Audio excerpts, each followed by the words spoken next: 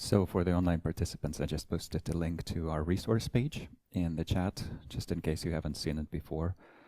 It's all the preceding recordings and guided meditations and additional materials to read and different commentaries and things like that that can enrich our practice. And for those of us in person here, I can't quite post a link to the space here, but it's basically lobsangtenpa.com/7, the word 7. So you can get it all there, and I definitely will try to bring a QR code next time, but lobsangtenpa.com/7. There's some wonderful books there that I definitely recommend, and if so far you have been inspired by this compilation of Pith instructions, which is the 7-point mind training, getting a good commentary is quite a good idea, because it can carry you through so many things in terms of reading it and rereading it and rereading it and highlighting and seeing how different points apply to different parts of our life. Because in particular, the 7 points of mind training are about developing bodhicitta and the preliminaries to bodhicitta, as we have discussed. So this courageous attitude of wishing to become a Buddha for the benefit of all beings and the wisdom that's necessary to accomplish that goal. But it's also a text about transforming problems into the path. And that does not only pertain to problems happening simply in the context of our own personal life, even though that's very important. I personally got interested in this genre of teachings, the Lojong teachings or attitude bending teachings, when I received a B in an exam in college. I was heartbroken. Because I felt it was an oral examination, and I thought it was absolutely unfair, because my answer was very decent, especially as I felt that in that moment, compared to some other people who were before me and after me. And yet I realized that simply the attitude of being frustrated and angry about it is not particularly pleasant in itself. And I had a book by the great yogi, Lama Zopa Rinpoche, who passed away this year, but was a great practitioner who never slept and things like that, so a highly accomplished yogi, a scholar and practitioner. I had his book on transforming problems into the path. And I started reading it on my subway ride home and was completely blown away by the potency of these teachings and how incredible it is that we can see in any problematic situation in our life as fuel for wisdom and compassion. So we get sick, fuel for wisdom and compassion. We get stuck in a war zone, fuel for wisdom and compassion. We see a war unfolding somewhere else, even though we are, as we believe, temporarily safe, fuel for wisdom and compassion. We experience even a minor inconvenience, like a flare-up of gastritis, and fuel for wisdom and compassion. Anything can be transformed into that, let alone more strong cases of being sick or suffering from old age, let alone dying or preparing to die.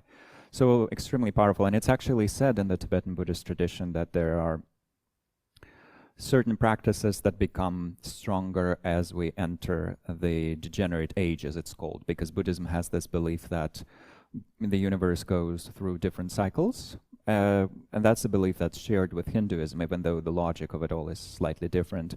But we are now in a cycle in which human afflictions or human afflictive mental states are becoming stronger, and our interest in things like spirituality, the Dharma, and so forth is becoming weaker. And we're in particular witnessing a certain loss of interest towards the deeper aspects of the Dharma. We are quite interested in things like stress reduction and so forth, which is incredibly important. I'm the number one proponent of that. I think anything that helps us not kill ourselves is so valuable, so incredible already, because so many people do, suffer from crippling levels of depression and stress and anxiety and panic attacks. So anything that might help us feel better, wow, so powerful. But beyond that, Dharma also has a liberating component, which is about truly understanding the nature of reality, truly liberating our mind from delusion, truly becoming awakened beings, unimaginable. So we're slowly losing interest in that, and not simply individually, but also as communities, as whole communities, because the Dharma, we're seeing it more and more through the lens of colonialism. And we're more and more often hear people saying, oh, these Tibetans, they don't know what they're talking about. Oh, these Thai practitioners, they don't know what they're talking about. It's only me, John Smith, from Yorkshire, who knows what's the true essence of Buddhism might be. And it's not personally against John Smith, it's just lacking that element of constructive humility that allows us to challenge our materialistic assumptions and our cultural assumptions and see, why did they practice this stuff for 2,000 years? Why did they so confidently talk about things as reincarnation and karma and how those can be proven through specific types of yogic practice and so forth? What's the deal with that? So not being willing to ask those questions is a very interesting trend. But despite that, there are certain teachings that are said to be only increasing in their power. And one of them is this whole genre of mind training or attitude bending or attitude transformation, Lojong, which is what we're studying in this course.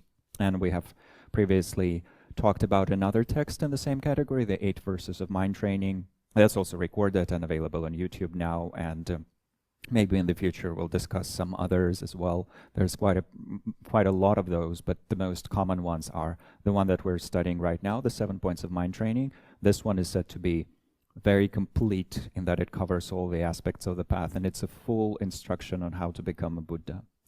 And then there's the 8 Verses of Mind Training, which is a more abbreviated text, but very good for daily recitation or for just tuning our mind or attuning our mind to these principles of bodhicitta, compassion, love, wisdom, and so on. But it also can be read in a way which encompasses the entire path.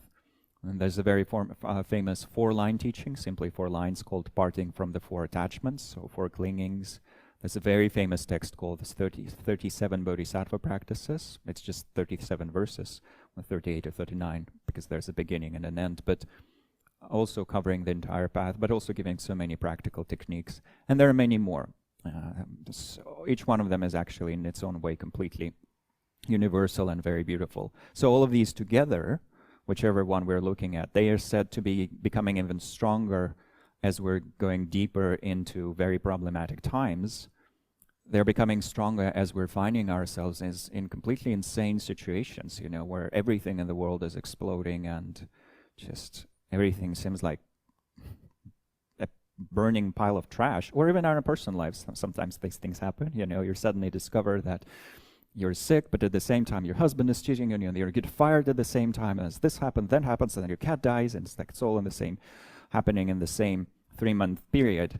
And we sometimes say, well, it's Mercury's fault, you know, retrograde Mercury is to blame, which, who knows? Seeing reality through the lens of astrology is one of the ways of interpreting reality, and it might be helpful in terms of providing us with some cues as to how to act constructively, how to still find something meaningful in all of it. But another way of describing it all is that Mercury or not, it's just certain amounts of our negative karma have ripened, and the main question is how are we going to deal with all of this now? How we in control of our attitudes? Have we mastered attitude bending or mind bending in general to the degree that's sufficient to turn it all into the path and to emerge with even greater grace and skillfulness?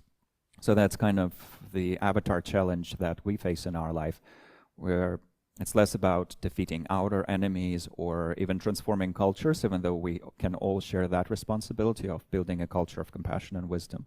But it's especially about changing the culture within ourselves, rebending our attitude to these problematic events. So the deeper we go into problematic events, the stronger these, the more pertinent, the more powerful these teachings become. And they're quite radical. Therefore, they're not typically introduced to everyone, at least not initially, but certain aspects of them can be completely universal. Some foundational teachings of loving kindness and compassion also belong to this whole category, but they can be completely universal, taught to children who are 7 years old or younger, taught to adults of any age, honestly, taught as methods for stress reduction, taught as methods for improving our physical health, because loving kindness lengthens our telomeres and helps us with our physical health in so many ways, yada, yada, yada. So many beautiful ways of using it skillfully. And then at the end of it all, in one of the major teachings of this mind training tradition, it is said that when we approach the end of our life, there's three excellent ways to die. So how to prepare ourselves for death and how to die skillfully.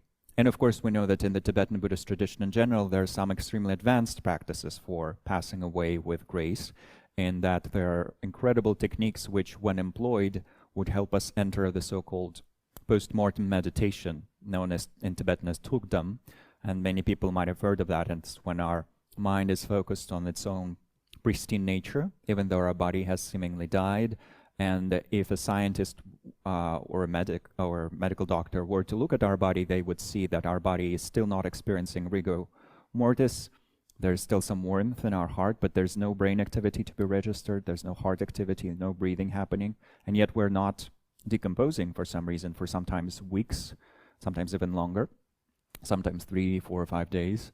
And the scientists are not quite sure as to how to describe this phenomenon, but they have definitively registered the fact that it happens, and it happens every year that the practitioner of this level passes away and performs that post-mortem meditation, which allows the mind to go very quickly into deep realization and very quickly to become a highly realized being that then goes on to greater degrees of realization when that being leaves the body behind. But for most of us, these are very advanced. So we're looking at simpler options. What could we do right now were we to learn that we're going to pass away in 1 week approximately, right? Sometimes even that happens. And it's not to be, morbid in any way, just very practical. Okay, what am I going to do? So in that specific teaching, which is actually from a dialogue between Atisha, who's the founder of this tradition of mind training, and his student Drumtonpa, Atisha says that there are 3 major ways to pass away. The best one is to pass away while our mind is focused on ultimate reality. So on, for example, ultimate reality, which is understood as the union of emptiness and luminosity, which in Buddhism is a fairly common description. To pass away being focused on that is actually what would help us enter that state of post-mortem meditation or Tugdam. So in order to do that, we need a lot of training in meditations on emptiness and clear light mind and things like that. Not impossible, but a lot of preparation is needed, so quite advanced. And yet every year there's at least one yogi or yogini who performs that. There's been Westerners who passed away that way, certainly no shortage of Himalayan practitioners. So incredible accomplishment. This year alone, I think there's been 4 great lamas who passed away who displayed that. But this year has been especially bad in terms of us losing great teachers of the highest caliber. And the same as last year, so it's all trashy all around. But what to do if not that, if we have not yet truly developed some confidence in emptiness and things like that? Well, the second best, Atisha says, is to pass away with our mind firmly focused on loving kindness or compassion or empathetic joy or equanimity, one of the 4 types of kindness. But most of us are at least somewhat familiar or can easily train in loving kindness or compassion. These are the 2 primary measurables that open up the whole thing. And so loving kindness is very universal. It's taught in many secular approaches, and mindfulness-based stress reduction, I think, even, and in many others. So anyone can master that, and anyone, honestly, can spend more time meditating on loving kindness when approaching death, and when it becomes clear that the body is really starting to gradually shut down. Entering our final meditation on loving kindness powerfully would be a wonderful thing to do. We just focus on this wish for all beings to be happy, including ourselves in that cycle. We merge our mind with that boundless ocean of wishing for everyone to be happy and have the causes of happiness. And slowly, slowly, while the elements in our body dissolve, while the sensory gates are shut down and where our vision goes and our hearing goes and so forth, our mind just gets gradually more and more absorbed into that experience of loving kindness, and that guarantees that we will have at least a good rebirth, because positive karmic seeds will ripen and it will propel us into something extremely good. But also to the onlookers, and we certainly don't want our death to be traumatizing for others. That's a big thing. Just today someone shared with me a personal experience of how the way their grandmother passed away, which was, their mother passed away in incredible agony, physical, mental, and spiritual, had a hugely traumatizing effect on them. for the rest of their life and had a very traumatizing effect in terms of their own preparation for death. So when we're passing away, we'd probably want to be a source of inspiration, share, not scare, So how do we do that? Well, if people saw that we're passing away in a state of relaxed benevolence, easeful benevolence, that would be pretty inspiring, and we don't need to be extremely religious or spiritual person to pass away that way. Steve Jobs died in a very positive manner. He was having a vision of something majestic, and he was just saying, "Oh wow, oh wow, oh wow," and then he passed away. That's a pretty good death in terms of okay, he saw something good and he just went. That's fairly good. So focusing on loving kindness would ensure that result, says Atisha, not me. So in any situation, these teachings are applicable, from harming our toe to passing away and everything in between. Super powerful. And then on top of that, certain tantric practices or practices related to specific Buddha figures or specific manifestations of the enlightened mind. It said that as times become more degenerate, the practice of medicine Buddha becomes more and more strong, and it has different forms, some of them only accessible to those who have received a proper empowerment and transmission from a qualified teacher, but some available to everyone. There are medicine Buddha meditations that anyone can do. They're often done to stimulate our physical healing mechanisms, but they can also be done for purification, for mental healing, for pacifying the signs of bad luck and misfortune around us. This practice is done to balance the energies in the area. This practice is done to clean the energies in the area. This practice is done to benefit invisible beings, visible beings, so many different ways of using it. And fairly simple, just involves a bit of visualization, some attitude bending, reciting a mantra or a few mantras, and trying to merge our mind with love and wisdom and compassion. So fairly simple. Then on a much higher level, there's a practice called the practice of chakra samvara, which is translated loosely as the will of great bliss, or the will of bliss. And that is a highest yoga tantra practice, very advanced practice of a complex Buddha figure with many arms and hands and so forth, representing the purified aspect of our desire. And that practice is seen as one of the highest tantric practices in several traditions of Buddhism. And so as we're going into these times where our desire is becoming more and more rampant, and we're finding it more and more difficult to control it because of all the outer stimulation, by this, by that, oh, I want this bag, no, I want this purse, I want this thermos. It's my thing, I buy thermoses, and then I have to give them away as gifts. As our desire for thermoses and other human bodies, honestly, becomes more rampant, transforming it into awakening is becoming more and more of a pertinent task, and then that practice is done. And it's very powerful, said to be becoming more powerful as we go deeper into the degenerate age. And finally, the last practice in that category is said to be the practice of Padmasambhava or Guru Rinpoche.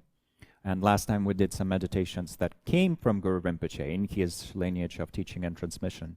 But this specific thing, the practice that becomes stronger, is said to be twofold. One is reciting mantras related to Guru Rinpoche or Padmasambhava, reciting prayers to Padmasambhava, a liturgy text related to Padmasambhava, invoking his inspiring influence, and there's thousands of practices, tens of thousands of practices related to that for all sorts of purposes, pacifying earthquakes and preventing wars and healing disease and all sorts of things like that. That is said to be becoming more and more powerful. So this supplication element, or then seeing ourselves as Guru Rinpoche in some practices when we have received the appropriate transmissions and empowerments. So that is becoming stronger, which is why in the Himalayan region you sometimes can see incredible levels of devotion to Guru Rinpoche or Padmasambhava, who becomes this archetypal embodiment of full awakening. And you have whole villages coming together, sometimes for months at an end, to accumulate 10 million mantras of Guru Rinpoche or 100 million mantras and so forth, focusing with full-hearted devotion on his ability to bless our degenerate times, to transform them. And actually there are many prophecies within the Tibetan tradition of how building Guru Rinpoche statues, or putting up Guru Rinpoche prayer flags, and doing Guru Rinpoche practices and so forth is a potent way of preventing some of the imminent catastrophes that await us collectively in the future. Some of them are not so far in the distant future. So it's that, yes, if you can practice that, if you are interested in that, certainly do that. And another thing that's said to be becoming more and more powerful is Guru Rinpoche's teachings on the so-called Great Perfection, or Dzogchen. So Dzogchen is a particular system of meditating on the ultimate nature of the mind, so ultimate bodhicitta. What we did last time with focusing and releasing our awareness, and you can watch that in the recording and practice with it, is a part of those instructions on the ultimate nature of the mind. The whole system of teachings is infinitely more vast, but usually we just need a specific teaching, specific explanation that we can practice with for months, years, decades, and then we'll become enlightened. But it's all stemming from that tradition, and there are prophecies about how these teachings focused on the ultimate nature of our mind will becoming more pertinent and more powerful in our times.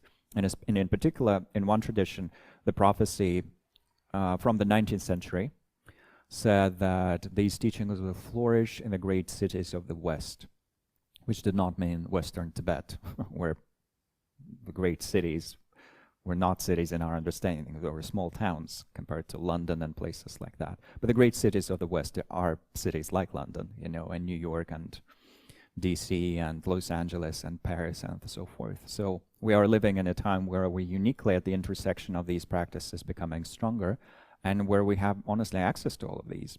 It's so easy to study these mind-bending teachings, which is what we're doing right now. It's so easy to do medicine Buddha practices. I have quite a few on my Insight Timer teacher profile, you know, and there's many, many more you can find, and wonderful books on medicine Buddha practice. A bit more tricky to receive Chakra Samvara transmissions because you need a lot of explanation, teaching, preparation, and so forth, but not impossible. And then Guru Rinpoche practices available to everyone, super easy to learn. And then Dzogchen instructions, relatively easy to master as well. As in, like, receive, not master. Receive, easy. Master, difficult, but certainly worth investing our time. So all of these sorts of things, all of these practices can very powerfully help us direct our mind in the direction of wisdom and compassion when we see that everything around us is exploding. And I think this past week has been quite interesting in that regard, but then was there ever a week when that was not the case? Probably not, certainly not in the more recent times, but it's just our attention and our awareness is not always focused on the major catastrophe. And sometimes they enter the sphere of our awareness in powerful ways, and then we are forced to use all of this, do our best in terms of attitude bending to transform all of it. And then one of the major practices that we started talking about in this regard is the practice of loving kindness and the practice of compassion, and a unique way of combining them in the so-called practice of giving and taking. So last time, to conclude our last session, we did a short meditation on loving kindness. So it would be good now to do a compassion meditation, just compassion itself, without yet giving or taking, just compassion proper. And then after that, we'll just have a short discussion of the giving and taking once again, and then we'll do giving and taking itself after we have spent some time discussing it again. So let's find a comfortable stationary position to meditate on compassion. And first, as an act of compassion for ourselves, we just find a comfortable stationary position. And we spend some time making compassionate choices about how we want to go about this. For example, totally possible to do this meditation on our back, in the Shavasana position, on a yoga mat, or on our bed, or on our couch, or on any surface that feels comfortable, or to do it in the upright position. Similarly, totally possible to do it with our camera on or off if we're in Zoom, sharing our presence or entering our personal practice bubble.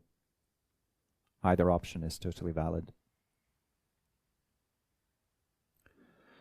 But then once we have made those tiny choices, and this is where we can also choose to keep our eyes closed or open or just partially hooded. Once we have decided on all of that, we allow our awareness to descend into the space of the body.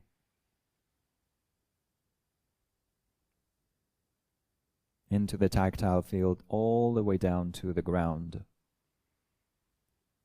to the earth that's holding us and supporting us with the force of the 5 elements.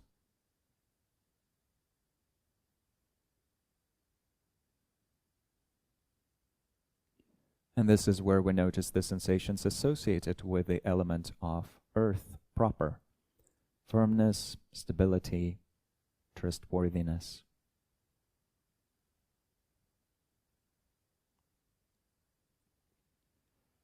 Noticing the contact between our body and the ground,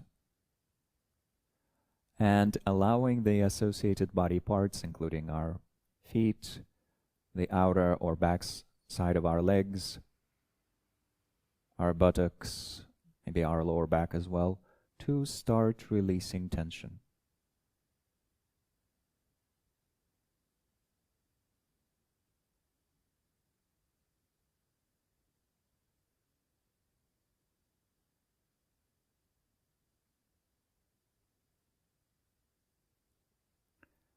Releasing it with each exhalation.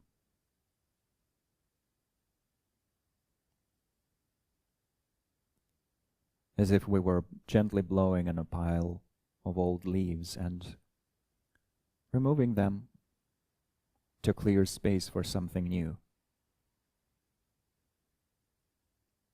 for the experience of ease, for the experience of stillness and stability,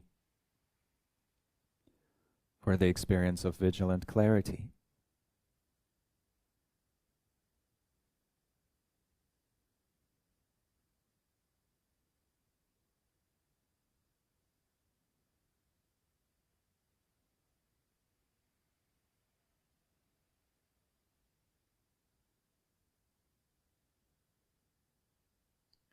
And so in this way, also releasing tension from our abdominal area, softening the abdomen to the degree that's available to us.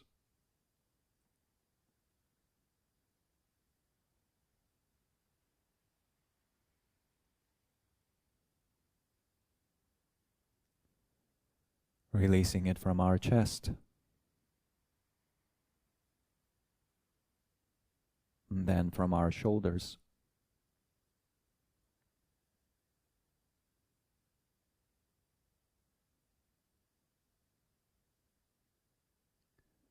From our upper arms,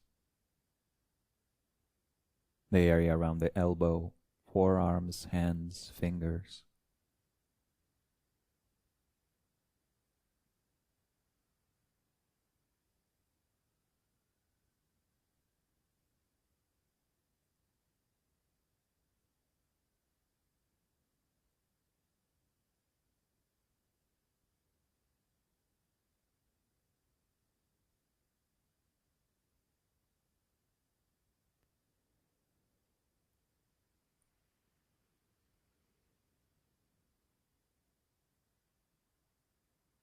And finally coming to our face, softening the muscles there, enjoying the dance of tactile sensations.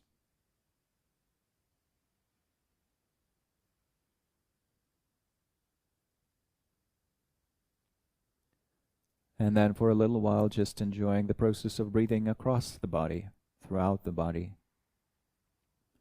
All of the sensations that shift when we inhale and when we exhale.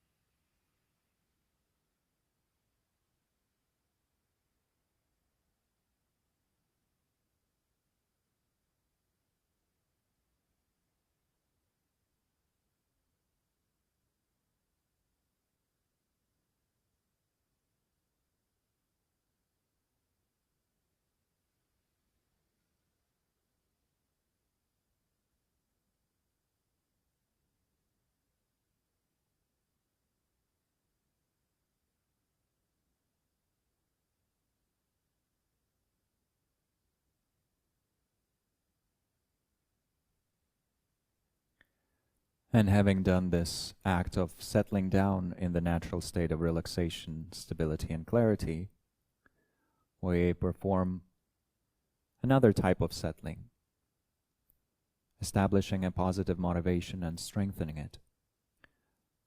And so in this case, thinking of this positive aspiration for full awakening, for fully uncovering our potential, not just for this short meditation session, but for the entirety of this class,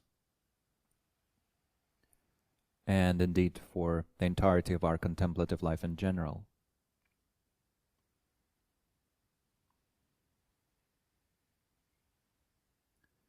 So powerfully orienting our mind towards that goal of full awakening for the benefit of all, fully breaking through all of the barriers,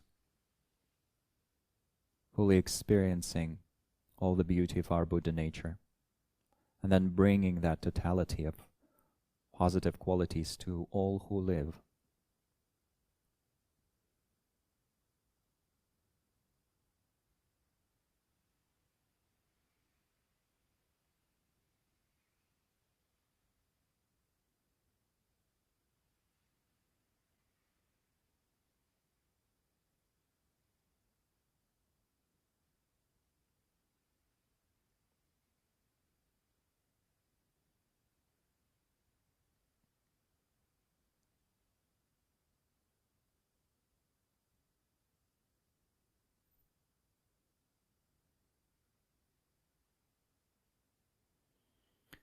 And having generated and strengthened that resolve, we leave it in the background of our mind as the foundational motivation.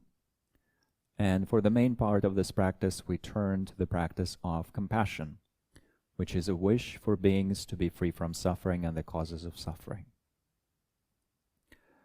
To do that, we, in the traditional sequence of practice, can start with thinking of a friend who is currently undergoing some unpleasant experiences, with sickness or being fired or heartbreak or just not feeling particularly joyful at the moment, suffering from some types of discomfort.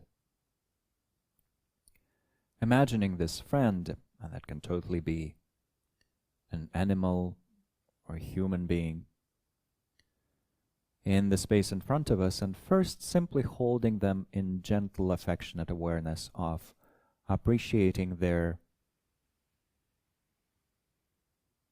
status as a sentient being that wants to be free, that does not want to suffer, that has its own dreams and wishes and aspirations and a sensitive, vulnerable heart. And simply holding them with gentleness and warmth.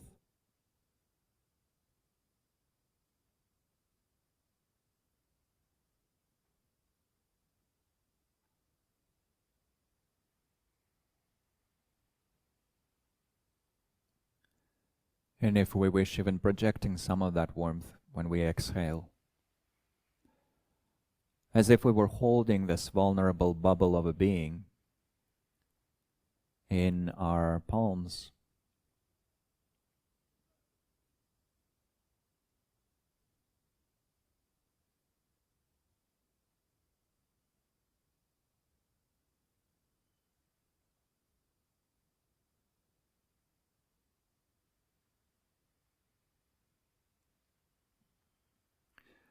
And then from this more foundational attitude, which is called affection or tenderness or care,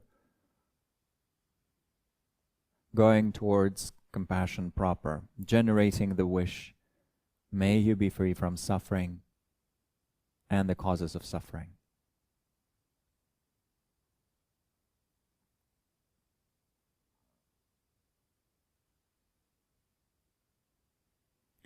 And then resting with the flow of this wish directed towards this being. May you be free from suffering and its causes.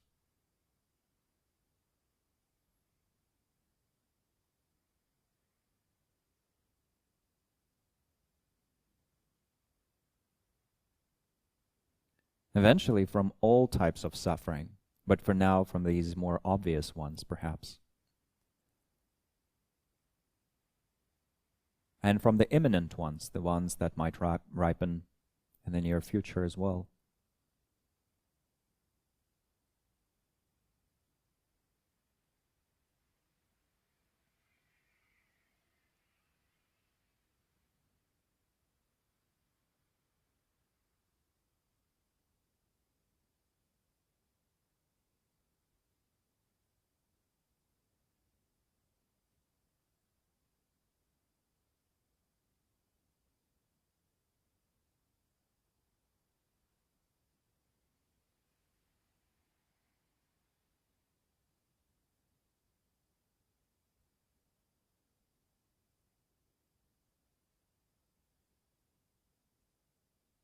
So may you find freedom from this obvious pain, but also eventually from the existential types of pain.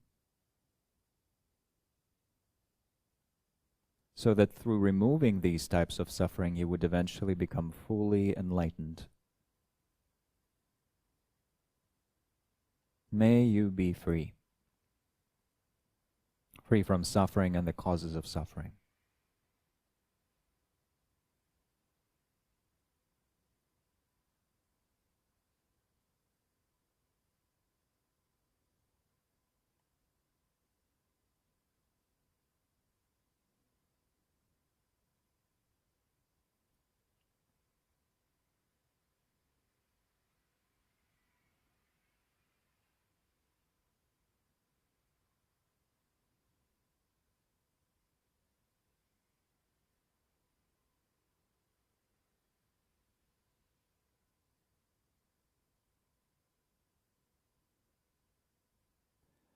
And then for a little while, even imagining that this being becomes free from suffering, relatively or ultimately, to a certain degree or fully even.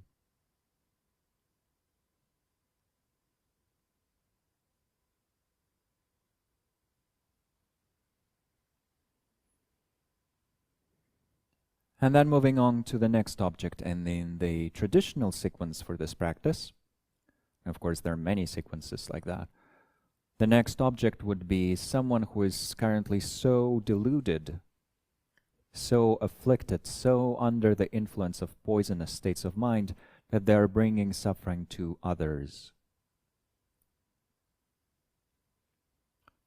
And here we don't necessarily need to go to the most radical examples of this category. It can be someone we just mildly feel uncomfortable with. But if we do feel strong enough to practice with the most radical examples, we can go towards those as well.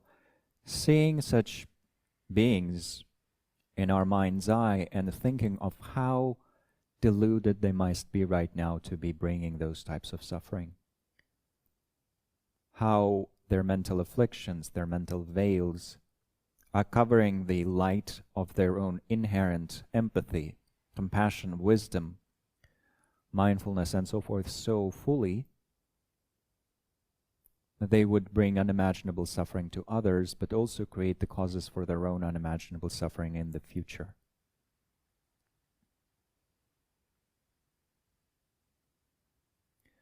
And seeing such beings from our side not with pity, which is condescending in nature,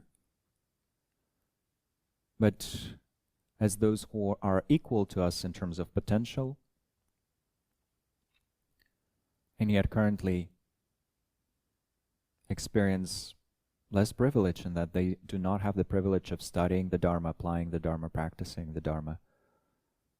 So their mind, for that reason, is under the influence of these views.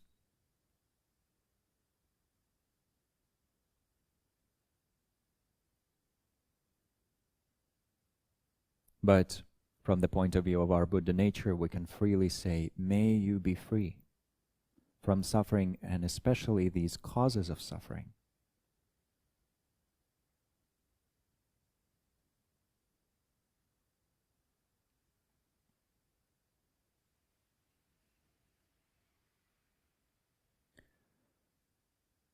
Resting in this flow of fierce compassion, knowing that the elemental correlate for compassion is fire, so it's as if we're wishing for the causes of suffering within these beings to be burnt up, for their mind to be liberated from the delusive mental states.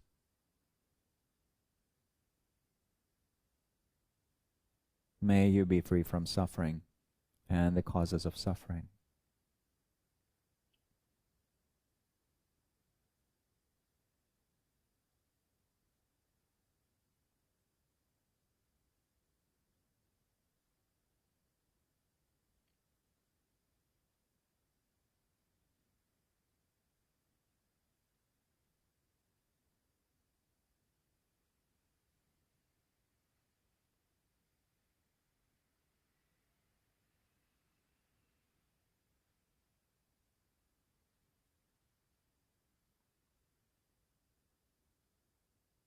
and even imagining them becoming free in this manner, shedding these veils that obscure the purity of their Buddha nature.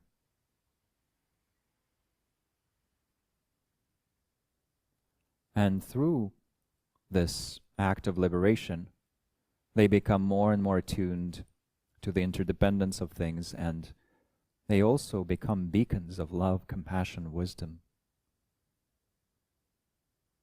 discerning, mindful awareness.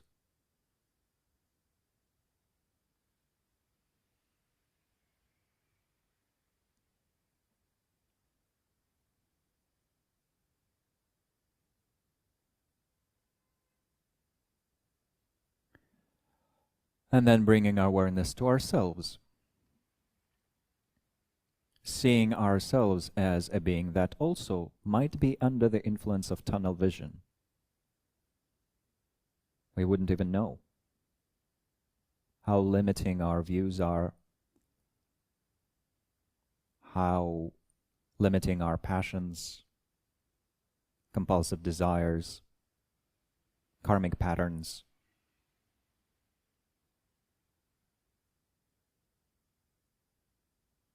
We might feel we're free, but when perceived by a realized yogi or yogini, we might look like we're totally under the influence of compulsive desires, barely aware of what's going on.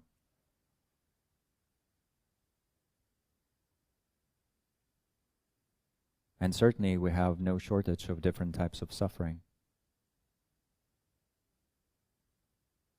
And so may we be free. May I be free from suffering and the causes of suffering.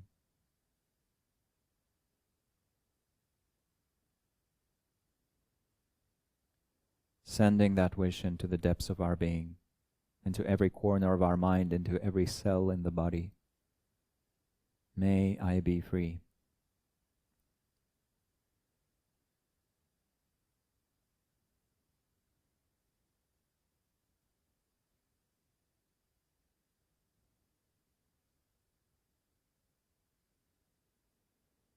And then for a few moments extending the same wish to all beings. Even though we could go through more objects in this way, for now this will suffice, but first thinking, may all beings be free from suffering and the causes of suffering. May they all shed these limiting views, these afflictive mental states, these negative karmic compulsions, to become truly free, reveling in their radiant, luminous nature.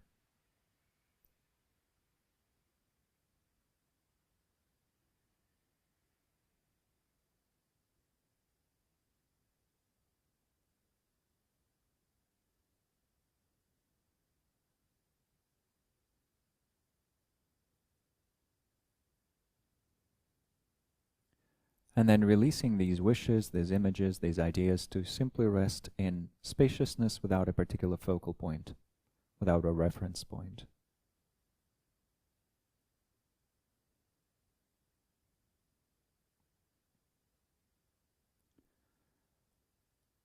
Then mentally dedicating the energy of this practice to our highest aspirations, including full awakening and full freedom for all beings.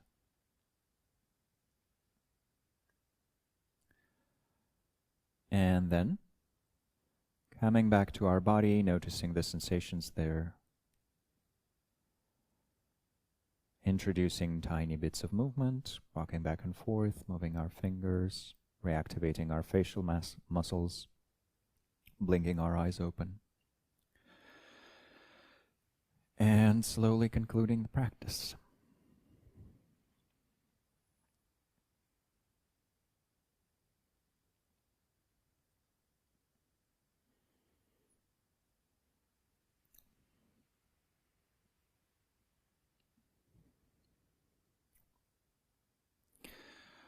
So this is just an example of a compassion meditation. Not yet giving and taking, not yet the most advanced, but certainly so deep when we really train in this. even when we do it once, it might feel, if we have a natural affinity for such practices, it might feel deep and profound and interesting. Or not. Some of us actually lack those affinities, and we feel affinities with some other types of practice. For example, wisdom side practices or something else. There's all sorts of meditations on the path. But in either case, whether we do like these practices or not, we kind of need them. Everyone needs training and compassion and love and so forth. Those so simply constitute a part of emotional intelligence, you know. So we'll have to do them one way or another. At least on the Buddhist path, where it's said that we do need the two wings of wisdom and compassion, otherwise we'll be like a one-winged bird, which cannot fly very far, you know. Whereas with two wings, even if they're not yet fully developed, we can at least make some attempts to fly. So having both wisdom and compassion gives us freedom. Otherwise, we're earthbound. But to cultivate them, we tread lightly. We make one step at a time, and specifically for love and compassion, before we combine them into this practice of giving and taking, or even if after we start doing giving and taking, but just to kind of regain that territory, to make sure we've built up those skills.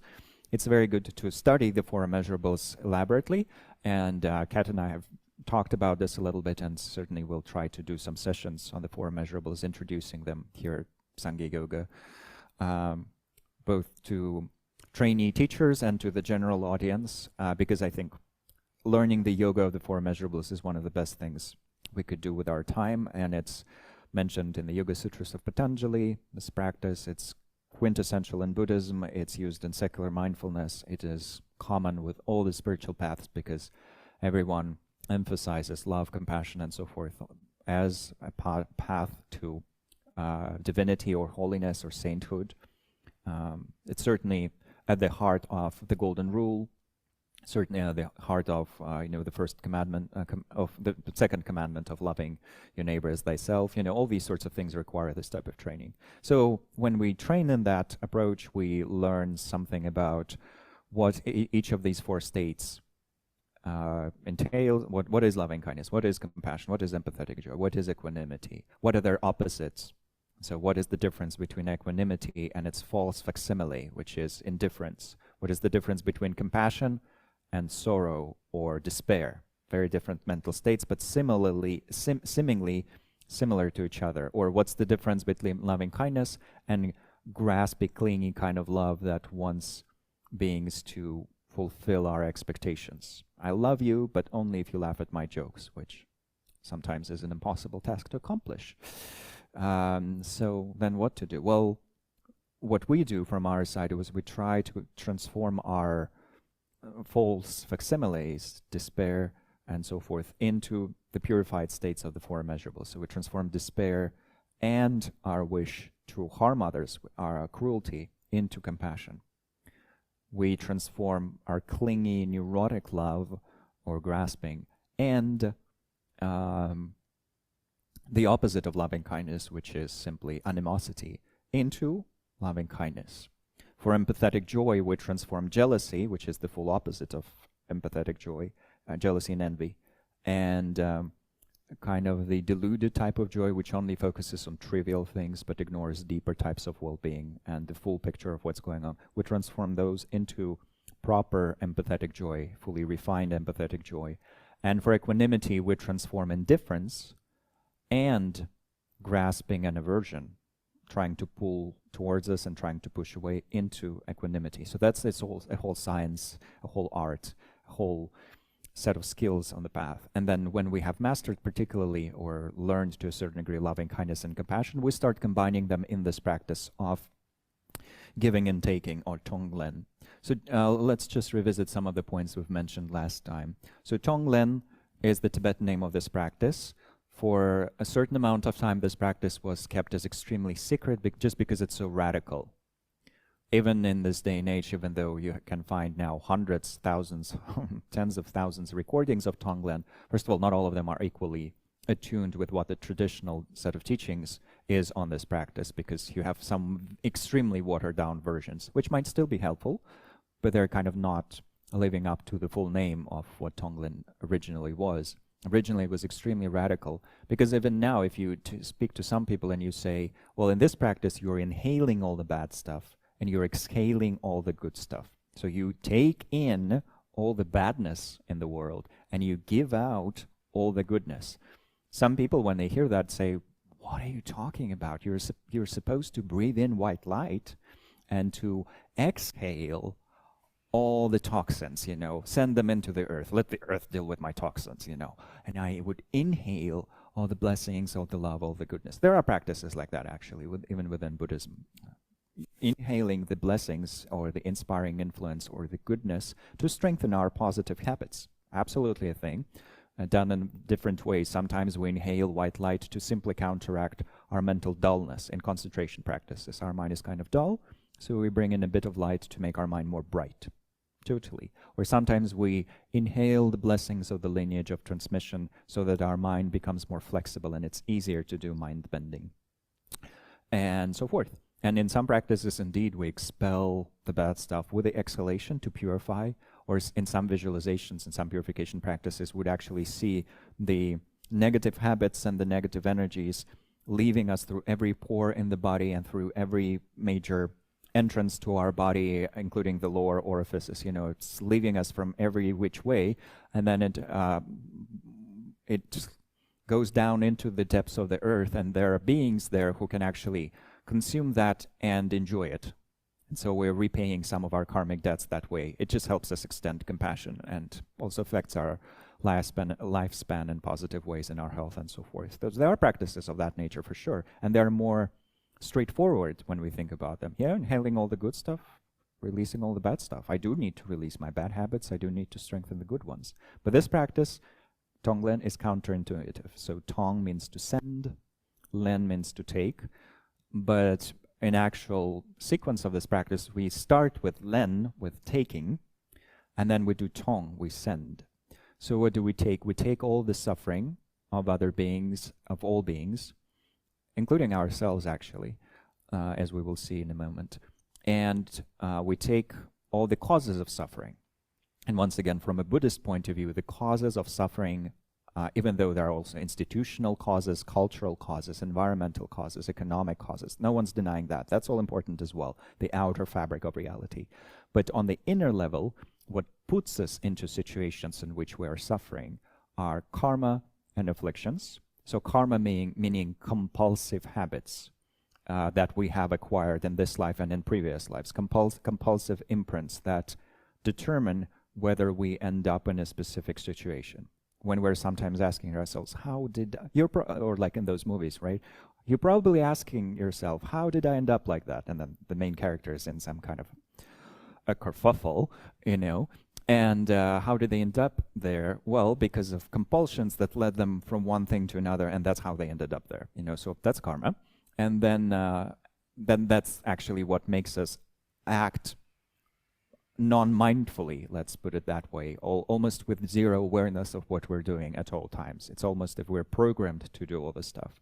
So actually, when we start attending to this energy of compulsions, that's when we gain greater freedom and actual, free will, as we call it in the West, which is not really a concept or a non-concept in Buddhism. That's just not, the question about free will in Buddhism doesn't quite make sense. So there's no positive or negative answer to it, because the question itself is seen as incorrect, as making no sense whatsoever. There's no free will independent of causes and conditions, but can I choose whether to drink tea or coffee? Yes, of course I can. So, what's the issue there? So in that regard, what I can choose is to increase my awareness, my mindfulness, my wisdom, my compassion, and that all of that will be giving me greater freedom. So karmic compulsions and afflictions, meaning our negative mental states, are neurotic anger, neurotic attachment, neurotic envy, neurotic pride or arrogance, and then fundamental ignorance about the way things exist, especially those five primary poisons. So those are the causes of suffering. So when we're taking all of it upon ourselves. And there are different teachings on how to take it. Sometimes we first take the suffering itself, and then the causes.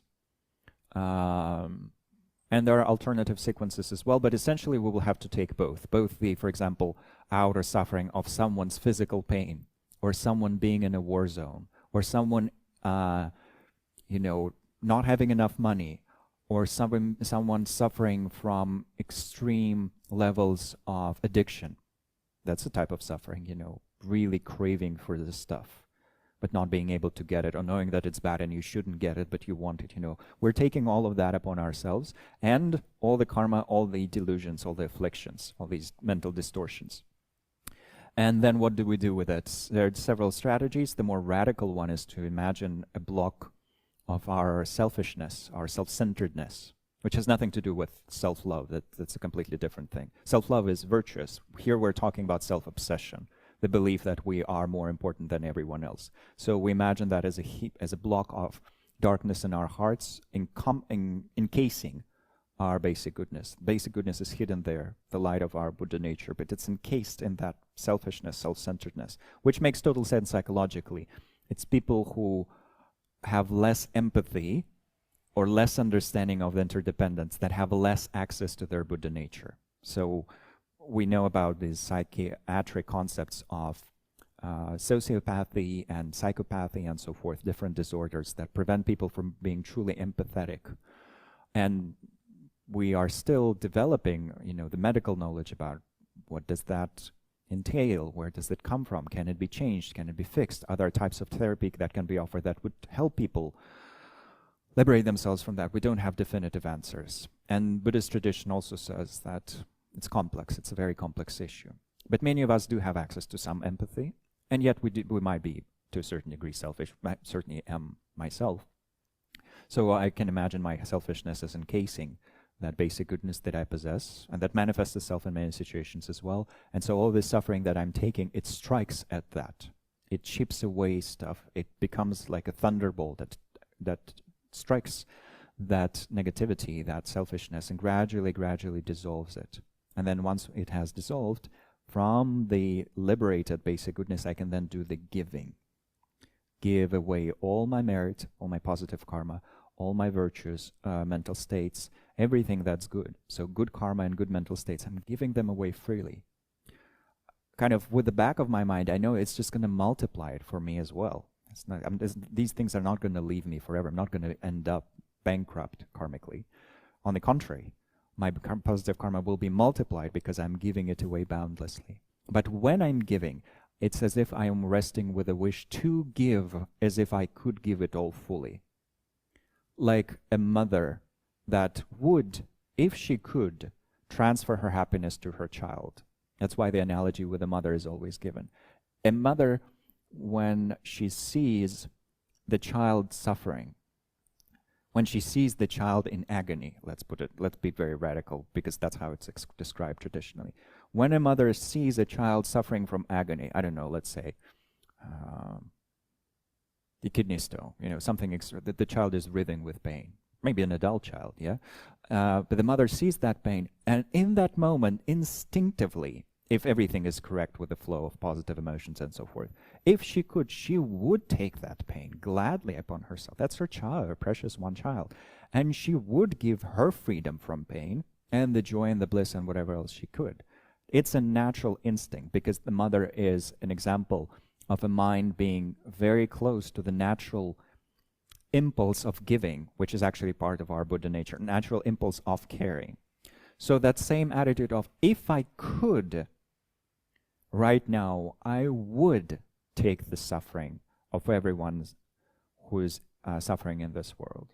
But to be honest, even it might seem kind of far-fetched or radical, and it is, in that it takes a lot of training for that. But let's imagine if any one of us was, I don't know, if a genie appeared, a god, I don't know, or Green Tara, or Mother Mary. If one of those beings appeared and said, you can right now take upon yourself all the causes of the war in the Middle East, and you will suffer unimaginably, but if you do that, the war will stop, everyone will be at peace, everyone be happy, no more deaths, blah blah blah. I struggle to imagine a person who would not at least consider that seriously, that offer seriously.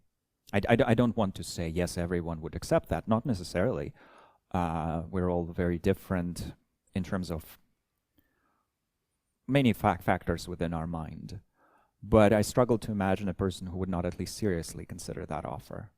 And from a Buddhist point of view, the further we go on the path of being a bodhisattva, the more easier that choice becomes for us. And that's why, from a Buddhist point of view, there's no doubt that Jesus is a great bodhisattva, given the whole thing about him taking upon himself the suffering of the world. So actually, the closest analogy to this practice within the Western world is Jesus taking upon himself all the suffering of the world and offering something in return, some liberating force that's accessible to anyone who wants to access that liberating force. Buddhism doesn't believe in the exclusivity of that, but Buddhism certainly, from the great masters that I've encountered, certainly does consider Jesus to be a great bodhisattva who is like all the other bodhisattvas, because all the great bodhisattvas happily give away their bodies, multiple bodies. They give away their lives, they give away their karmic force or their liberating influence, and they take upon themselves, because they actually can, unlike us, they take upon themselves all the bad stuff that can be taken. For us, it's just training and courage and compassion right now. Unless we have an extremely strong karmic link to someone, we're not going to be able to actually, affect their lives very strongly. But the training itself is what's going to bring us very powerfully closer to enlightenment. So one strategy, yes, is to imagine that dark case, or the case of darkness, that they're blocking our basic goodness, which we gradually damage it and destroy it by taking, and then from boundlessness that is uncovered, we give. Another strategy, which is a bit more gentle, and most Westerners, it is good to begin with the second one, in a way, because we can overdo it with the first one if we're too radical and we don't have enough levels of ease and relaxation and understanding of emptiness and things like that. The second approach is to imagine that what's in our heart is not this dark case and then the light is hidden within it. It's just boundless, luminous spaciousness. Our basic goodness is already there. So everything we give, yes, it passes through our body, speech, and mind, so we can kind of imagine that. Yes, it passes through us, so it's not completely without effect on us at all. But once it has passed into our heart, it dissolves into that radiant spaciousness, which is our true nature. Spacious, luminous, caring. The three aspects of pristine awareness: emptiness, luminosity, and boundless, all responsive compassion. So within that, it all dissolves, and from there, from that true nature that we possess, we give. That would be the Dzogchen approach to this, the great perfection. Remember that one that becomes strong, the teaching that is becoming stronger as we go deeper into the shitty age. Well, from this point of view, we emphasize this pristine beauty that we have, so everything dissolves within it, and everything that's given is given from that infinite fullness. So that's a gentler approach. But there are many, many others. That's why I said the Tonglen is such a rich practice. There are hundreds of ways of doing it, and some of them in themselves contain the full path to awakening.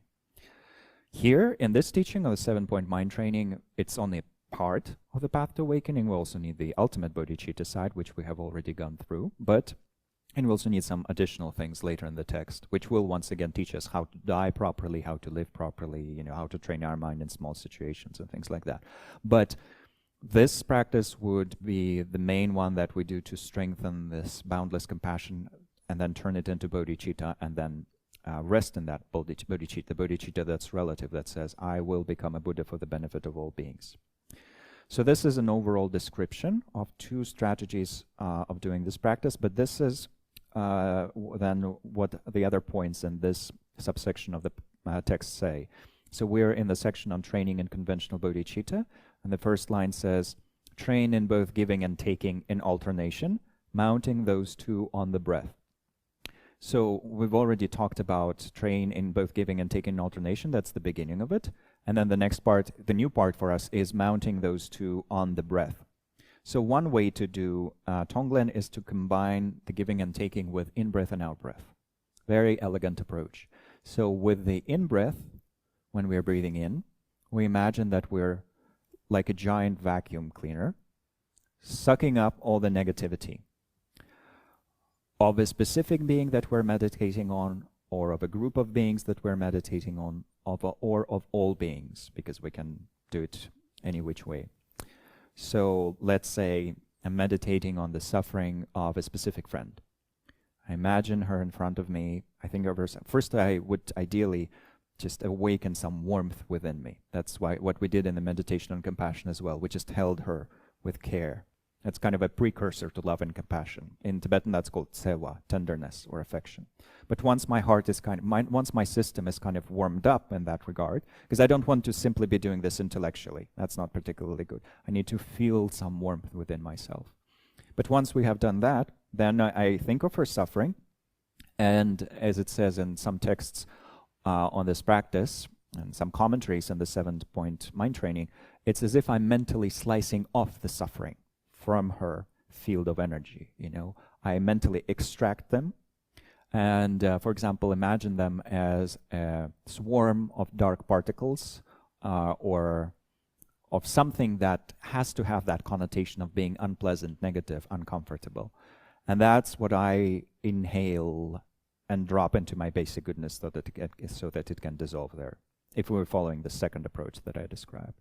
And then with the out-breath, from that radiant, luminous spaciousness, I give happiness and all the causes of happiness that I can think of. And I give as courageously as I can, and I take as courageously as I can. So I take and I give, I take and I give, and I do that with the process of natural breathing. So there, that's kind of the more yogic instruction on it. The breathing has to be fully natural, fully relaxed. We're not manipulating it at all, but it can, through us wanting to give more and to take more, on its own start becoming elongated. So the exhalations and the inhalations just naturally, through our act of caring, becomes longer. That's totally fine, and actually it's said that will have a healing effect on us. It's a positive kind of pranayama. It's a natural pranayama that occurs just because we care so deeply. I want to give more and I want to take more, so there's a slowing down of the inhalation and the exhalation. And although in general, in many practices we're advised to be very natural with the breath, not interfering with it, allowing the wisdom of the body itself to take care. Here, in this specific practice, and I've verified that with my teachers, that natural elongation of the breath and the in-breath and the out-breath is completely okay. So if we notice ourselves just breathing slower, that's totally fine. So that's the way we do it with the inhalation and the exhalation. So we will do a Tonglen practice in a little bit, and we'll do it like this with the breath, but I just want to go through all the aphorisms here first, and then we'll apply what they say. So the next part sometimes is divided into several lines, but if not, that's how it goes in our translation that we're using. In regard to the three objects, those beings whom I find attractive, unattractive, or neutral, that's the three objects. Take the three poisonous attitudes, and the annotation here says longing, desire, repulsion, or naivety, the three primary poisons. And give the three roots of what's constructive, so the three positive mental states. Detachment, meaning the opposite of attachment, unattachment. Imperturbability, which is the opposite of anger and hatred.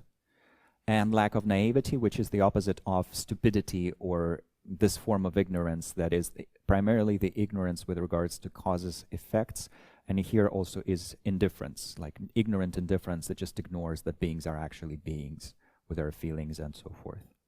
Kind of the type of ignorance that sees others as furniture or as merely functions that are there to fulfill our sexual desires, our romantic desires, or whatever else that we want to be fulfilled. So removing all of that, while training with words and all paths of behavior. Sometimes this part about the words is separated into its own line. So let's first talk about this first thing, about the three objects, three poisonous attitudes, and three roots of what's constructive. So in this meditation, what we can focus specifically on is imagining the category of so-called friends, which is everyone we like for now. That changes, obviously. Then the category of enemies, that's everyone we dislike for now. Sometimes we end up marrying them, but for now we don't like them. And then the gigantic category of so-called strangers, which are beings that we feel indifferent towards. That's 99.999 beings because we're just not familiar with them. Who knows who these other humans are, and there are more ants that we can even imagine. The sheer number of insects in this world, unimaginable, let alone, aliens or what have you, if you accept other types of existence. But even with most humans, we know like what, a few thousand at best, and everyone else is a stranger. So we imagine them around us. So those are the three objects. Then what do we want to give? What do we want to take? They're suffering because they have the three poisons: ignorance, attachment, neurotic attachment, grabbing, and neurotic aversion, pushing away. All of these three attitudes are mental distortions that distort the vision. Attachment exaggerates the deliciousness of things, so we see them incorrectly. Oh, this is a divine thermos. I really need to buy it, and if I do, I'll be eternally happy. I bought a hat today, so while I didn't believe it will make me eternally happy, there was certainly an expectation of how wearing it will just make some of my days a bit more cozy and bright. And it might, but probably there was an exaggeration element there. I probably overestimated the necessity for buying it and the joy that it will bring me. I'll try to do my best in terms of enjoying it, but it will take some effort to actually feel that contentment and appreciation and all these sorts of things. It will not come up naturally. I will not be blissing out just because I have this hat. Certainly not for long, unless I practice with it. So attachment aversion exaggerates the negative sides of an object. So, oh, this person, they're inherently disgusting, so pushing away, and in radical cases, if we're not fully pervaded by the ethics of nonviolence, we might actually wish to harm someone or for them to be harmed indirectly, not by us, but by someone else, or, genocide. All these sorts of things come from this specific mental state. And then for the third one, it's primarily misunderstanding how causes and conditions exist, how our mind functions, what's the role of these. So ignorance about everything, basically. Misunderstanding of how reality works. But specifically, it's misunderstanding of interdependence, because interdependence covers everything. Sometimes said the main teaching of the Buddha, which is true, the main teaching of the Buddha is the teaching on interdependence, because compassion included in interdependence, emptiness included in interdependence, concentration included, ethics included, karma included. You will not find it, physics, chemistry, biology, all these things are different types of interdependence. Literature as a subject in the university, it's about the composition of a text and how it flows and the plot and how it affects the reader and how it affected the culture around it, There's no area of knowledge that is not about interdependence. And the Buddha simply discerned the main aspects of interdependence which are crucial for happiness and suffering, and that's what he taught. So lacking the understanding of that is this so-called naivety, which Dr. Berzin also sometimes translates even as stupidity, which is not strange either. We are stupid about the actual causes of happiness, causes of suffering, status of other beings, the fact that other beings do feel genuinely like us. Their pain is as painful as ours. Their happiness, their joy is as joyful as ours. We don't really feel that way. We know it conceptually sometimes, but even not always. So we want to remove all of that, and whatever degree we've been able to cultivate the opposites of that. So the opposite of attachment, which is sometimes translated as unattachment or detachment, and this detachment manifests as specific things like contentment, appreciative contentment with regards to something, and so on. Imperturbability, as it's translated here, is the opposite of hatred and aversion, so it manifests as loving kindness and compassion, actually. And then lack of naivety manifests as wisdom, as understanding interdependence and living like we do understand it. So to whatever degree we have those, to whatever degree we have emotional intelligence, we want to give it. I might not have much emotional intelligence, but God, do you need even the one that I do have, that tiny amount, please take it, you really need it, and then offering that. So of course, because we're offering through the karmic loop and the psychological loop, both, it will be multiplied within us. We're giving the most precious thing we can think of, emotional intelligence. What could be more important to the world today?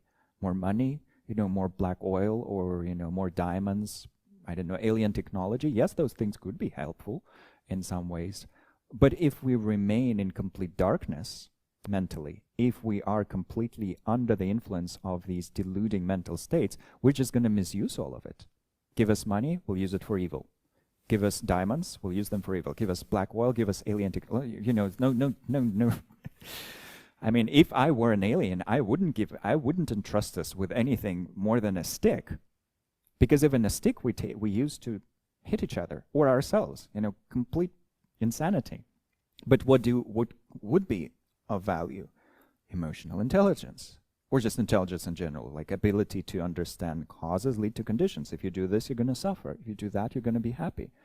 Not being a lunatic, essentially, like take it, oof, please. So because of that, it will actually grow within our own mind, within our own networks of positive potential and wisdom, the ones that we talked about. And then if we want to take from others their anger, their aversion, their neurotic attachment, and their ignorance, because we want to liberate them from all of that, through that, within our own mind, those mental states will also start dissipating, because we are training in wisdom and compassion at the same time, and wisdom and compassion naturally dispel those. So it's a very funny and interesting loop. And this practice can be done especially when we are strongly under the influence of negative mental states. Either of the three, if we're finding ourselves suffering from desire that we know is not good. The most obvious example is, once again, addiction. So we're catching ourselves truly craving for the object of our addiction. And as we know, in the broader terms, anything can be an object of addiction. There's addiction to gambling and shopping and video games and anything, when it starts becoming the object of our attraction to the degree in which it actually interferes with our daily activity, is then considered an object of addiction. So it could be anything, soap operas, scrolling through Instagram, anything can have that detrimental effect on us when overdone. I don't know, drinking tea or eating, figs and whatever. So we feel that strong craving for a fig. It's like, oh, I'm gonna die if I don't have one. It's just we're bursting with that craving. Totally a common experience in that sometimes craving just fills you. I was like, I need that chocolate right now, or I need a drink, or whatever. So we catch ourselves doing that, and then we think, oh, well, at the moment, there's probably quite a few beings in this world who are also suffering from intense craving. The object might be different. Some of them are craving for junk, some of them are craving for sex, some of them are craving for even something more problematic in the terms of the results it would bring. But the mental state is the same. It's the same mental function. So I will now take all of their craving upon myself so that their minds experience just a moment of peace, a respite from that addiction energy. I'll take it upon myself because I'm already I'm already feeling it, so might as well use it for something good. So if we truly succeed in that practice, our own craving will dissipate. We will have a positive effect on everyone's craving in the world. Everyone's heart will become a bit more peaceful because of how interdependence works. And in addition to that, we will establish strong foundations for being more free and more at peace in the future. So that's one way of using this technique. So giving all of our non-attachment, all of our contentment, all of our inner equilibrium, taking that craving, or giving all of our loving kindness, taking that hatred, giving all of our wisdom, taking all that ignorance, or doing all three at the same time. So that's one powerful way of doing this practice. And then the last bit here, so we can use it as tiny practice whenever we feel under the influence of any specific negative mental states. If, for example, depression. Depression is a complex state, right? It has many factors, conditions. There's a medical form of it or biochemical form of it. There's also depression that's more of a mood that can pass and all these sorts of things. But whenever we feel any form of it, honestly, and whenever it inconveniences us, we can think, well, let me take upon myself all the depression of all beings. And let me give to them whatever joy, clarity, vigilance, whatever levels of energy I have, let them have it. So whatever we then think of as the opposite of depression, this joyful, active state in which we can do all the constructive things and not feel inconvenienced by it and not feel worn down and so forth, offering that. Or we're suffering from a physical ailment. May I take upon myself, the broken legs, the broken arms, the headaches, the kidney pain, or whatever it is that we're suffering from, of everyone. May I offer to them all the health, all the healing, all the well-being, all the longevity, and so forth. But in addition to that, it's always good to, if we're offering something related to physical health, also good to include the mental element there, because what we don't want is to wish for everyone to be physically healthy and financially affluent, but without the mental decency around it, because we don't want to end up in a situation where there are many problematic politicians or billionaires, that's kind of where we are right now. So we do want to offer them also wisdom and things like that. So there is a lot of things to play around with here. We can combine any of these elements when we meditate in this manner. And then it says, while training with words in all paths of behavior.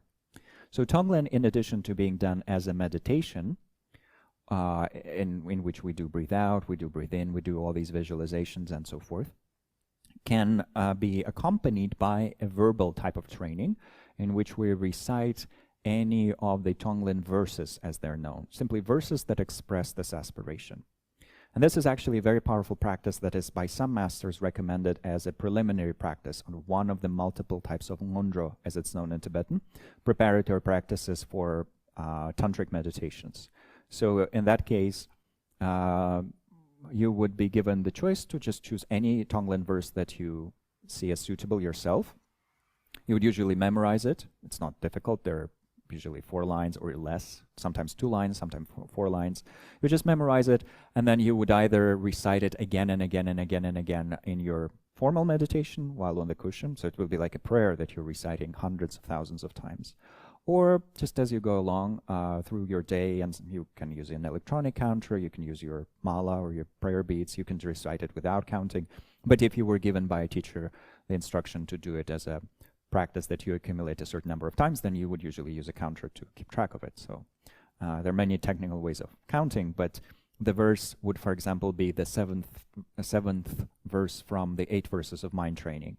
So if you go back to that text, the 7th verse there says, in short, may I offer to all my mothers, both actually and indirectly, whatever will benefit and bring them joy.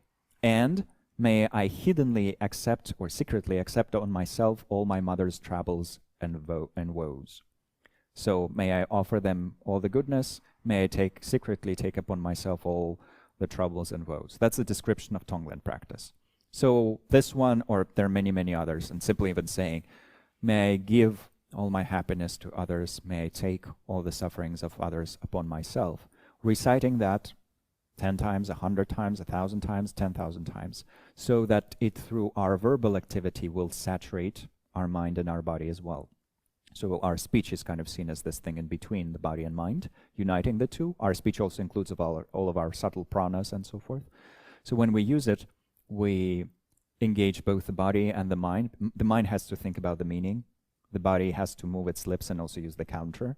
And the speech is saying this very meaningful phrase. So through that, we're purifying actually the negative compulsions of body, speech, and mind, because we are engaging our physical, mental, and verbal energy in something that's deeply constructive.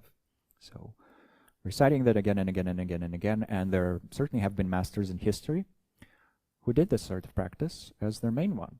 They did Tonglen as a meditation as one of their major practices, and they also throughout the day recited such verses again and again, hundreds of thousands of times.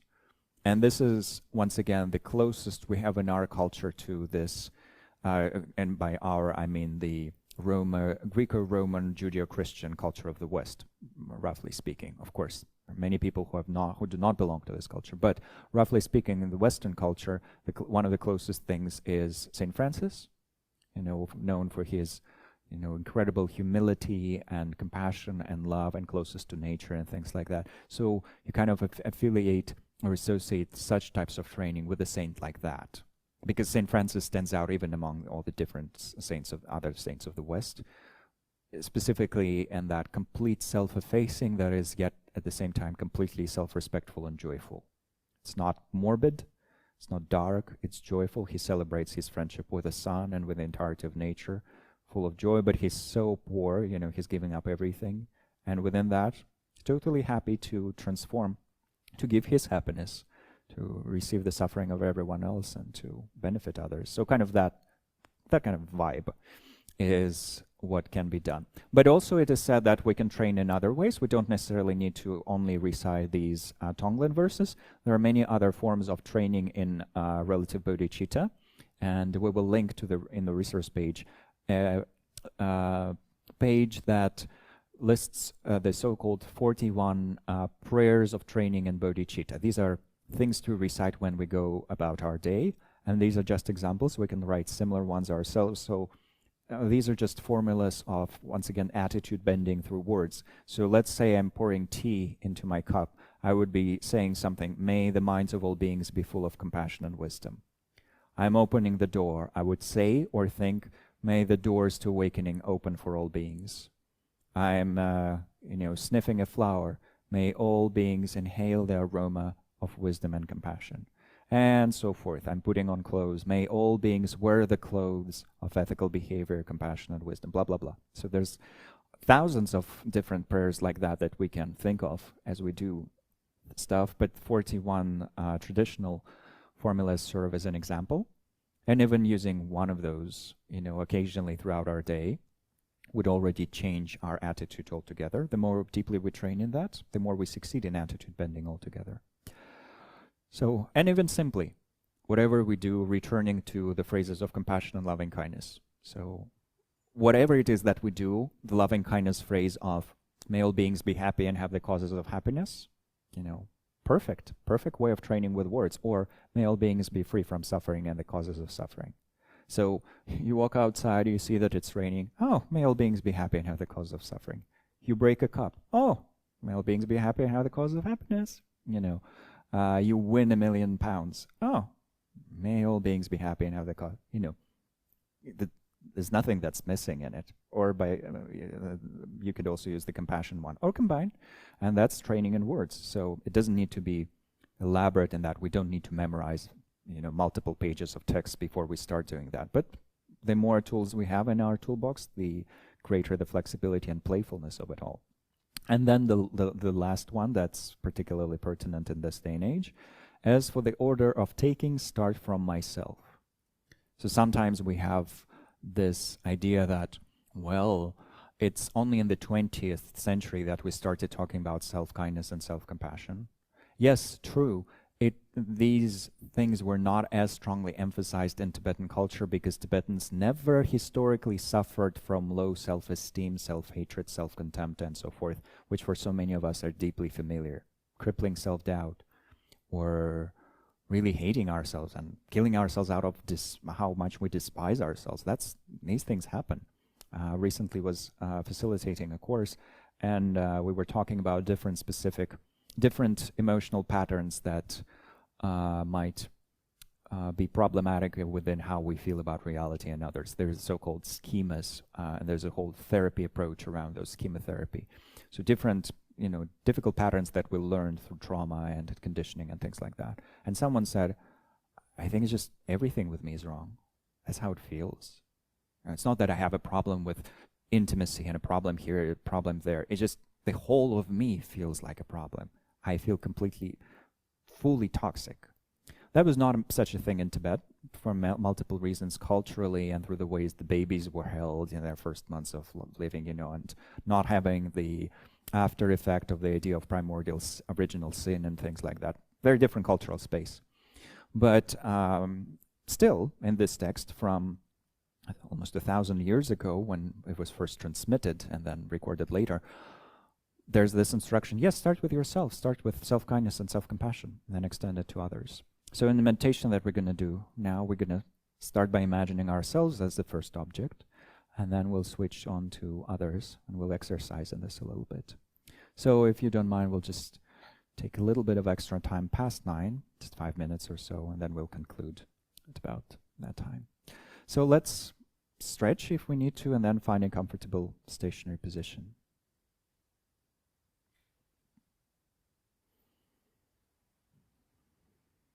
And once again, this practice as well can be done on our back in the supine position while sitting up.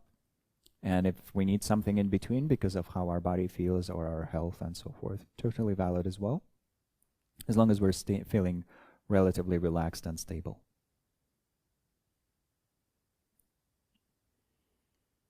And then once we have adopted such a position, adjusting the different parts of the body as we see fit, and then allowing our awareness to descend into the depths of the tactile field. Touching the earth with our awareness, noticing the way it's holding us.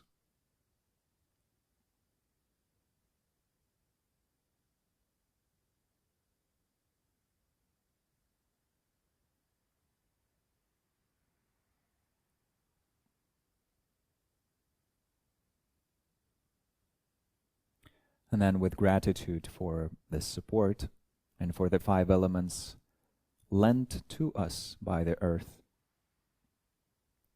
the 5 elements that make up our body, starting to release tension from this body made from the elements.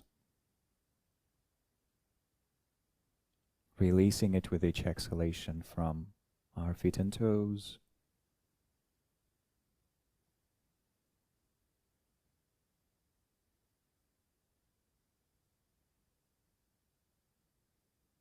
from our pelvic floor,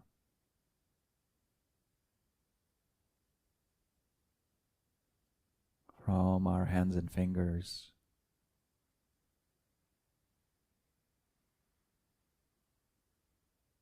our shoulders,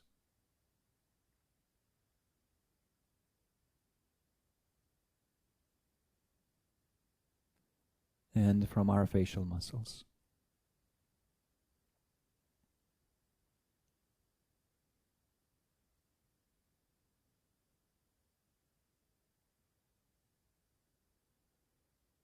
Allowing the body to breathe naturally without any control from our side, any attempts to hold the breath, to force it, to manipulate it in any way.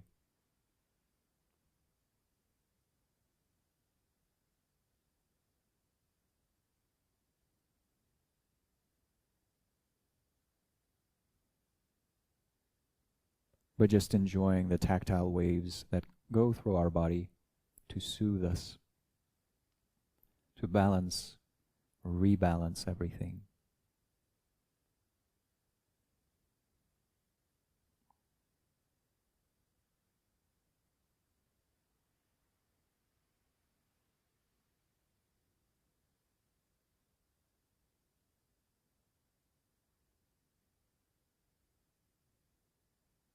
And then thinking of the beauty that we could bring to this world if we were to become fully awakened right now, of the influence that even one realized being could bring to this world, of the healing that could be brought, generating the powerful wish, may I become a Buddha, a fully awakened being, for the benefit of all. With great urgency and great passion, breathing life into this resolve, knowing, yes, I will need to build up the causes of that or to remove all the obstacles to that, but may it happen, may it bring healing to this world and to everyone in it.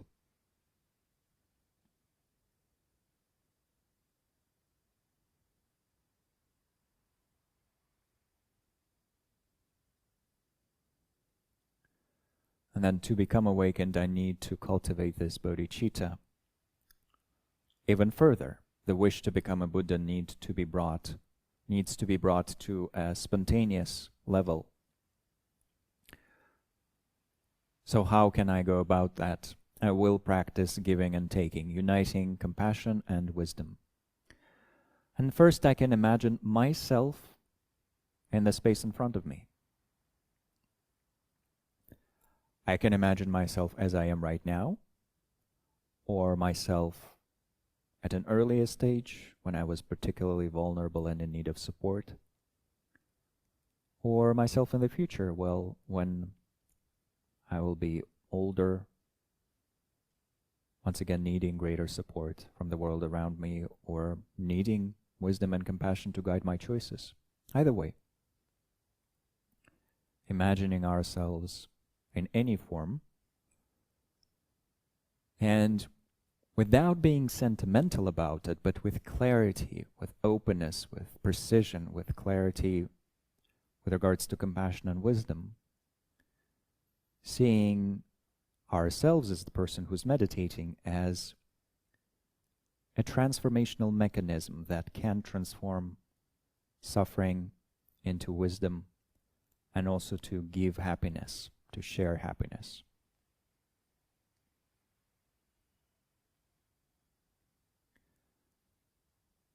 And so we are using this transformational machine, this mechanism, this tool, to work on ourselves. And we first imagine we think of the different types of suffering and the causes of suffering, the three poisonous attitudes of attachment, neurotic aversion, and ignorance, or even stupidity. And we imagine removing them along with the types of suffering that they trigger.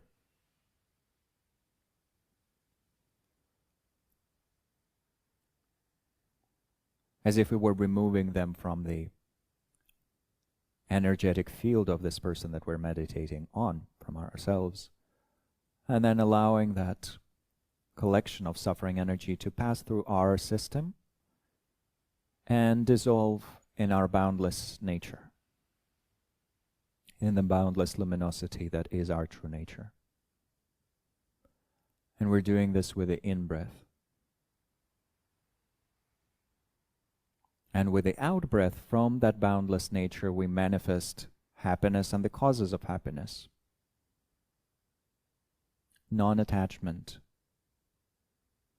non-hatred, meaning love, compassion, and so forth, the opposites of hatred. Non-ignorance, meaning wisdom. So we remove suffering and its causes, and we give happiness and its causes. Taking with the in-breath, giving with the out-breath.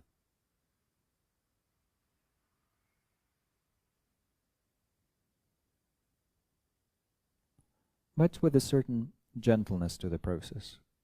Our body is still restful, is still stable.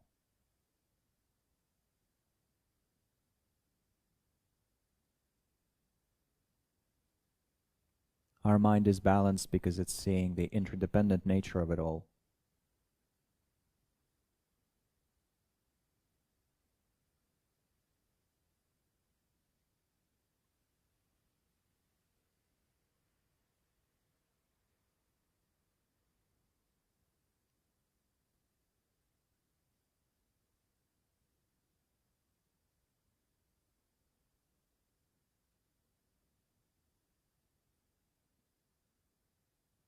And through that we imagine ourselves, this person that we are seeing in front, in the space in front, becoming more peaceful, even physically so. The unnecessary types of tension in the body, everything that's provoked by stress in terms of our health, all of that is removed because the poisonous attitudes are removed. And the goodness that can be brought about by having a balanced, equanimous mind that is focused and clear and aware and kind, all of those benefits are enhanced and experienced.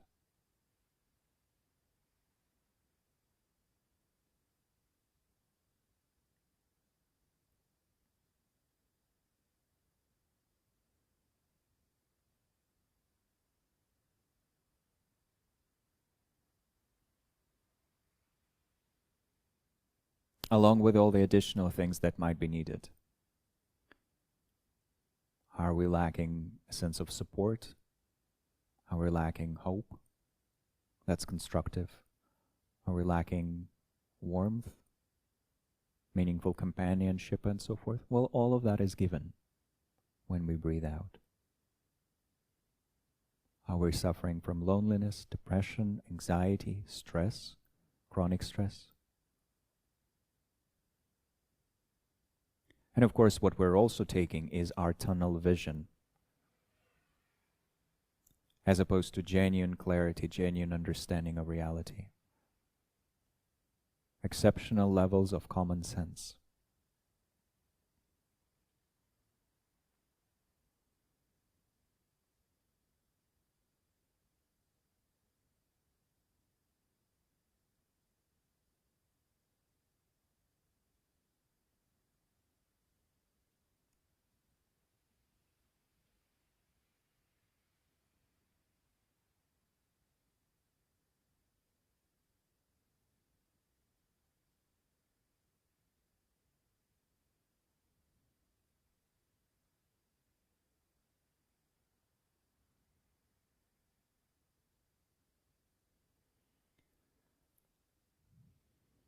So this type of training removes our short-sightedness, cultivates genuine care with regards to our future, or simply with regards to what happens to us, and helps us treat ourselves with love and compassion both. And then opening that up, seeing the categories of friends, all the people we like, enemies, all the people we dislike or find problematic, and strangers, everyone else in existence, those we feel indifferent towards.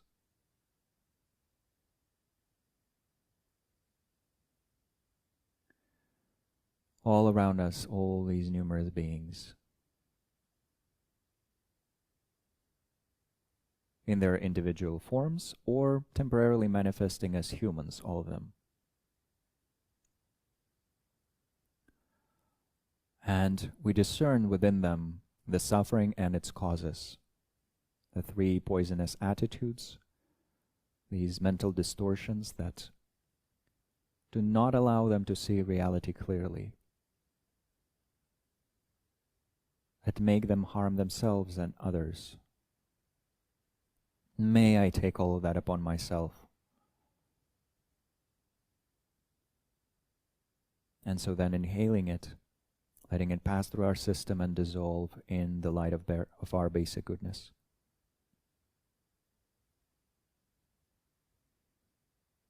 But as we exhale, giving all of our happiness right now and all the causes of that happiness, especially the three positive mental states,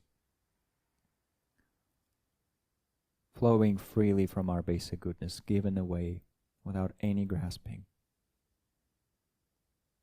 Taking with the in-breath, giving with the out-breath. Taking to remove suffering, giving to give happiness.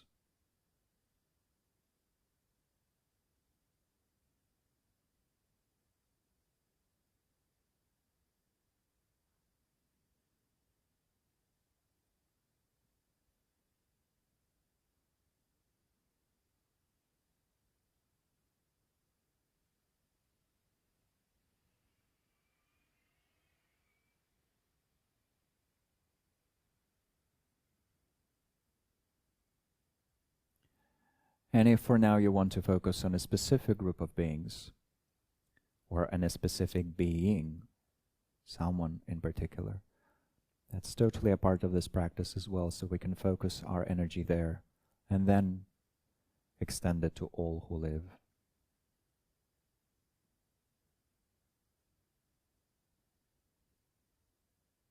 Or we can keep working with the totality of it all. Taking the three distortions, giving their opposites, and seeing beings experience greater and greater degrees of well-being, genuine well-being, all the way up to full awakening.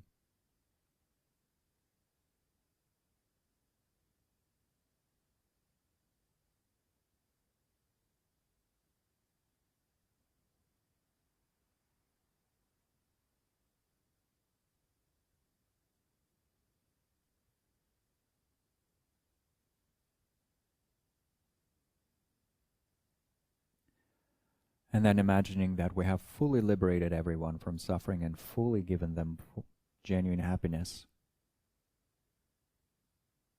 Everyone, including ourselves, the first object. And then knowing to actually accomplish this, we need to become a Buddha. That's where our enlightening influence will be strong enough to guide all beings to awakening, one being at a time. So may I become a Buddha for the benefit of all beings.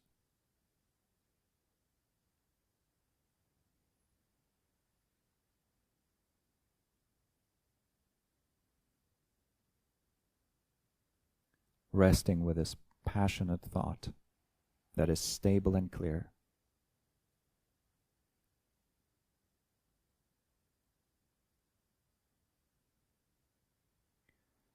And then releasing it to rest in an approximation to ultimate bodhicitta without a reference point.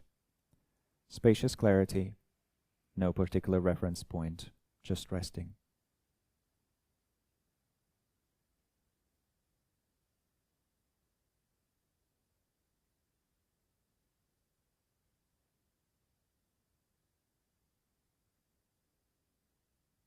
And dedicating the energy of our practice, of this specific meditation and of the entire time we've spent together to that full awakening, to that happiness, to that freedom for all beings.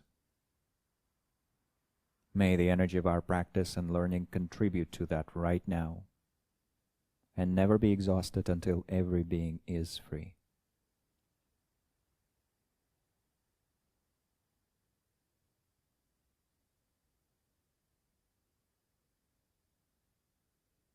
May all beings be happy and have the causes of happiness. May all beings be free from suffering and the causes of suffering. And then coming back to our body, noticing the sensations there. Grounding ourselves and gently introducing some movement.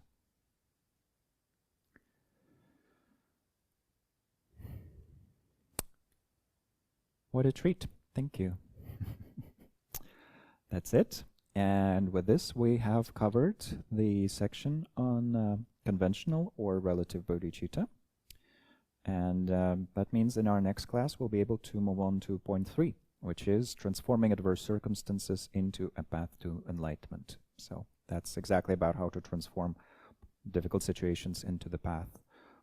And there's a bit more. The instructions there are a bit more specific than everything we've been discussing so far. So yes, we can just practice with these 2 bodhicittas. That will already transform everything. But the more specific instructions on transforming problems are offered in the next section. So if you're thinking you'll ever encounter any problems, feel free to join. I will give you the toolkit for that.